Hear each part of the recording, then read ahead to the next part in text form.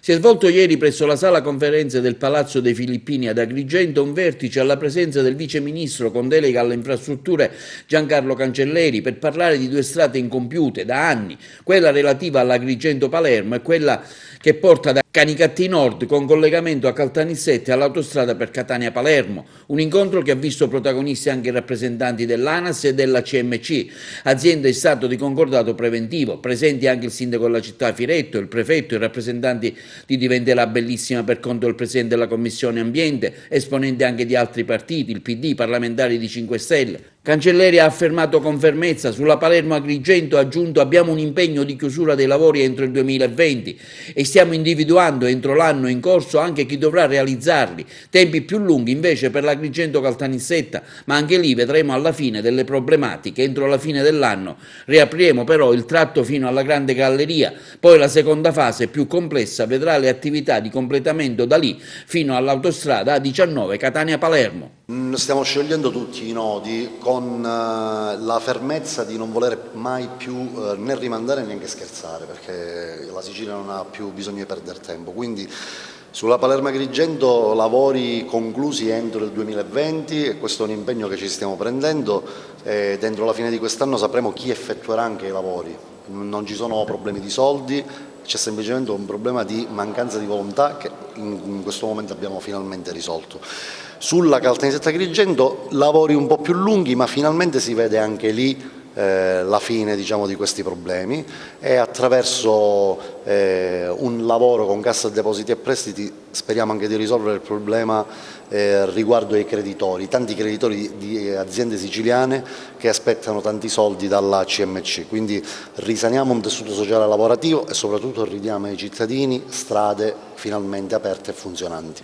Attualmente si sta lavorando sul tratto vicino a Caltanissetta, ma entro la fine dell'anno noi dovremmo riuscire ad aprire la carreggiata per intero da Agrigento fino alla grande galleria che c'è prima di Caltanissetta. I lavori, quelli più importanti, riguarderanno la galleria, l'attraversamento della galleria per l'innesto alla A19.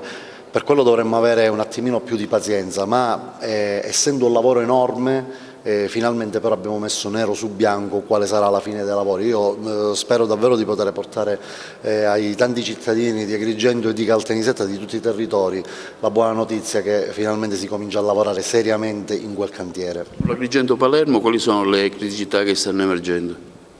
No, c'erano tante criticità, adesso le abbiamo tutte risolte. Entro la fine di questo mese annunceremo quali aziende effettueranno i lavori e daremo anche le tempistiche, ma non andranno oltre il novembre del 2020. Questo è un impegno che oggi mi sono preso davanti al sindaco Firetto e davanti ai tanti rappresentanti del territorio e questa è una cosa importante perché ci teniamo. Ecco, questa riunione qui ad Agrigento con tutti i partner anche di CMC, quali sono le difficoltà in generale che stanno emergendo maggiormente e dove magari ci sono più problemi? Non ci sono, diciamo, problemi di nessun tipo, ecco, stiamo cercando di affrontare quelle che sono i temi più importanti. Si è parlato dell'Agregas 1 e dell'Agregas 2, anche qua impegni da parte di ANAS, io li voglio sempre con me ai tavoli perché devono dare risposte ai territori e ai sindaci che spesso poi devono rispondere ai cittadini. Siccome questo è un lavoro importante che poi i sindaci devono fare sul territorio ed è giusto che abbiano le risposte dettagliate.